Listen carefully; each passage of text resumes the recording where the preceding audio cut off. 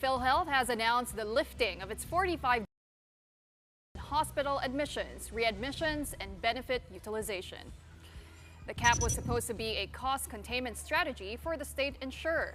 But PhilHealth President and CEO Dr. Edwin Mercado says this is outdated and hampers the ability of the government to ensure continuous service to those in need. Mercado also assures that PhilHealth has enough funds for this.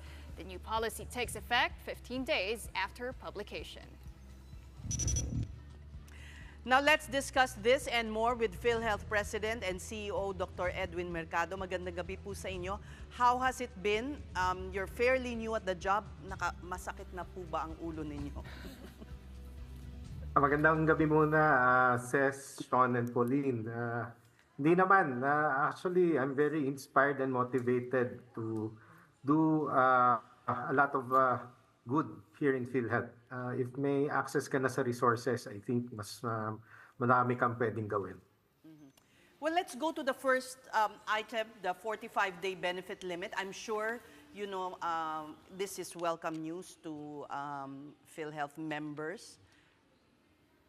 Ano po ang impact daw nito sa bottom line ng PhilHealth? Linawin ko lang muna, Ces, datihan kasi ang pagbabayad ng hospital ay tinatawag na fee for service. Kung saan the longer you stay in the hospital, you pay their room fees every day. At kaakibat nito, usually yung professional fees, pareho lang ng room fees eh. So pag nagtatagal ka, pumapatong yung gastusin. Nag-shift na tayo ng payment mechanism. Ang payment mechanism na natin ay yung tinatawag na all-case rates o yung Z-benefit package, kung saan negotiated na yung professional fees at saka yung kabuuan ng babayaran ng PhilHealth kada diagnosis-related group of kada sakit. So meron kaming ginagamit na coding sa sakit at may kaakibat yun na package rate na yun ngayon ang binabawas dun sa total hospital bill.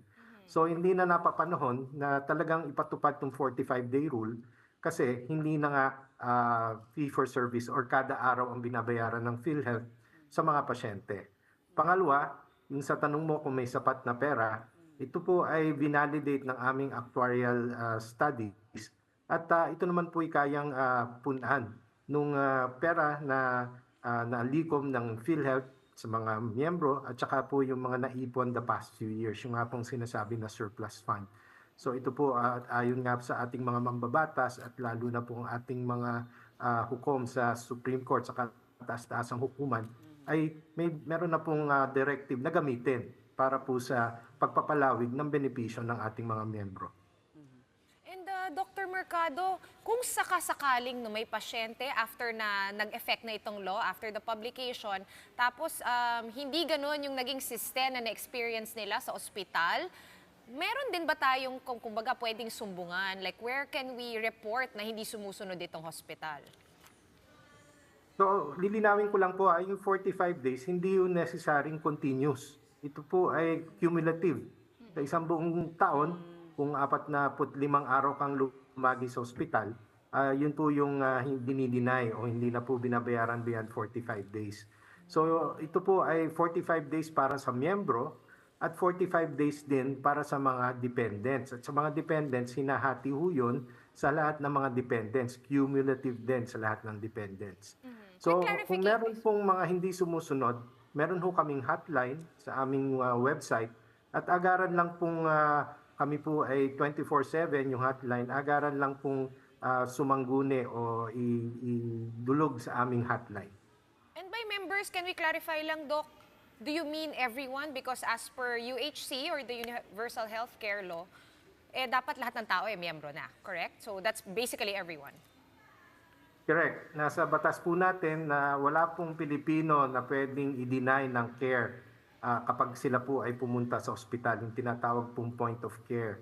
Pero hindi po ito nangangahulugan na kung meron po silang mga past due doon sa kanilang mga premiums na hindi nabayaran, ay hindi po hahabulin ng PhilHealth. Kasi kailangan po nating habulin at lahat po ay kailangan mag-contribute para manatili po yung viability ng ating pondo. Ito po ay tungkulin ng bawat Pilipino, sila maging direct man o indirect. kailangan po talagang mag-contribute para po ma-sustain yung operations ng PhilHealth. But Dr. Mercado, this 2025, healthcare costs are expected to rise. Sa Pilipinas lang po, 18.3% ang tinitingnan na taas ng healthcare costs. Did you take that into account, Doctor? Is PhilHealth financially stable to keep up with all these rising costs? So doon nga po namin ile-leverage yung tinatawag naming strategic purchasing power ng PhilHealth. So pwede po kasing gawa namin ng sistema na kapag yung isang hospital po ay sumusunod doon sa tinatawag na standard of care at sila po ay masusing sinusubaybayan yung mga doktor nila na hindi magbigay ng mga diagnostic test or hindi naman indicated yung mga procedure ay ginagawa. Yun po yung aming differential treatment. Kapag maganda po yung performance ng isang hospital, marami po kaming pabuyang pwedeng ibigay. Isa na po dyan yung mabilis na pagpaprocess ng kanilang claims. So yun po, pwede namin kapag ikaw ay Center of Excellence, 5-star ka, pwede ka naming gawan ng paraan na parang express lane ka. At ito naman pong pag-accredit ng hospital along those metrics, ay meron na po kaming 3 pribadong mga accreditation bodies or mga entities that do this accreditation para po talaga pong patas at hindi po na nagkakaroon ng yung kapag kasi kami ang kung tawagin nga nila, ang PhilHealth, siya na ang accuser, siya pa ang judge, siya pa ang executioner. I see. So may kumukuha third po kami ng party. third-party accreditor to do that. Okay, that's great. Sino po ba sila? Paano napili itong mga to? Baka naman, may arm's length ba with PhilHealth? Yes po, itong mga entities mong ito ay certified din as accreditors internationally.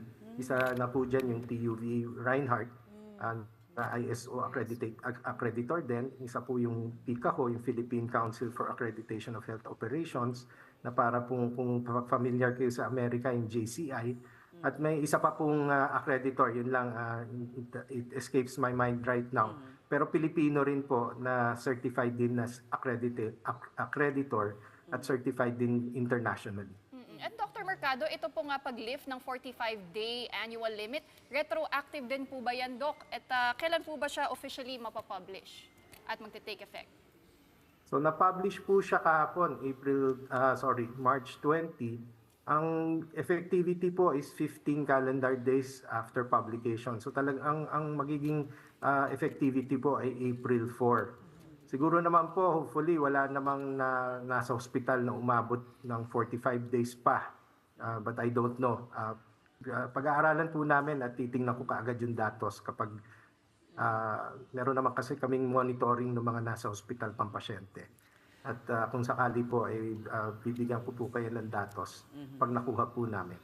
Doc, you recently unveiled new products or new packages. Dahil dito, matatanggal na po ba yung mga referral letter na pinamumudmud ng mga o hinihingi ng mga kamag-anak sa mga kongresista, senador, na para ma-shield naman, para mawala na po yung ganung uri ng patronage politics po? May ilan po na kung tawagin namin ay Z-benefit package. So ito po yung catastrophic, yung mga malalaking sakit na kung saan po pinakamalaki yung out-of-pocket component ng pasyente. Isa po halimbawa dyan ay yung acute myocardial infarct. Meron din po kaming nilabas na Z-package para dun sa mga congenital heart defect, yung pong may ventricular septal defect o yung may tinatawag nating may butas ang puso, yung pong may mga mitral valve o yung mga valve pong nasira, maaari pong dahil sa infeksyon or maaari pong dala ng congenital din na mga problema. At yung pong tetralogy of Fallot kung saan po yung kanang bahagi ng puso ay parang nalipat sa kaliwa. Kaya yung daloy po ng dugo na dapat ay pumupunta sa baga para mahanginan ay hindi ho nahanginan. Dumediretso na ulit sa buong katawan. Kaya po yun yung tinatawag na blue baby, na ngangasul po ang katawan ng bata dahil nagkukulang sa oxygen. So yun po ay malalaking mga case rates at yun po ay ninegotiate na Z-package pala, sorry. At yun po ay ninegotiate na sa mga hospital na wala hong out of pocket, may fixed out of pocket. Pero yung fixed out of pocket po ay napalit na namin ating kakayanin ng ating mga miyembro. Doc, question from me. Sir,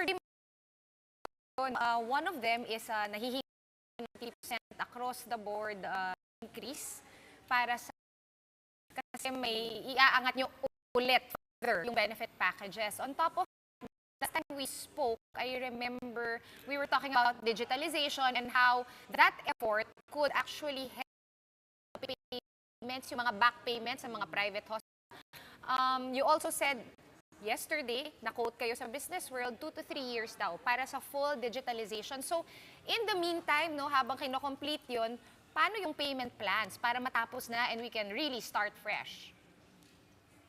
Simultaneous siyang gagawin. So, pagka nagkaroon ka ng parang shift to a new system, matagal po yan dahil maraming mga customization, tapos may data migration pa yan, tsaka may proseso ng bago tanggapin to go live. Sa experience ko po, ito po ay out-of-shelf na system ay umaabot po ng mga 1.5 to 2 years. So more so kung ang decision po namin ay i-code from ground up yung aming proseso. So pinag-aaralan pa po namin yon. Tungkol naman po doon sa 30% increase, hindi ho ako masyadong familiar doon. Meron ho kaming binabalangkas ngayon dahil part na ho ng aming pagpe-prepare sa aming budget season at tiningnan po namin yung utilization ng mga indirect members which are mostly yun po yung sinasubsidize ng gobyerno. So meron na po kaming datos kung ilan po yung indirect member at tinutukoy po namin kung magkano po ang premium. At ito po ay base doon sa mga historical na consumption or utilization or benefit payout ng indirect sector.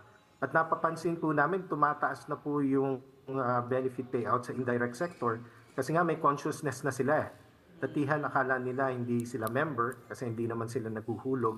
Pero ngayon na alam nilang ang premium ay binabayaran ng gobyerno, medyo conscious na sila. At yun naman ay amin din kino-communicate sa ating mga miyembro na lahat ay pwedeng mag-avail ng PhilHealth. Ikaw man ay nagbabayad ng premium o hindi. Alright. Marami pong salamat sa inyo, PhilHealth President and CEO, Dr. Edwin Mercado.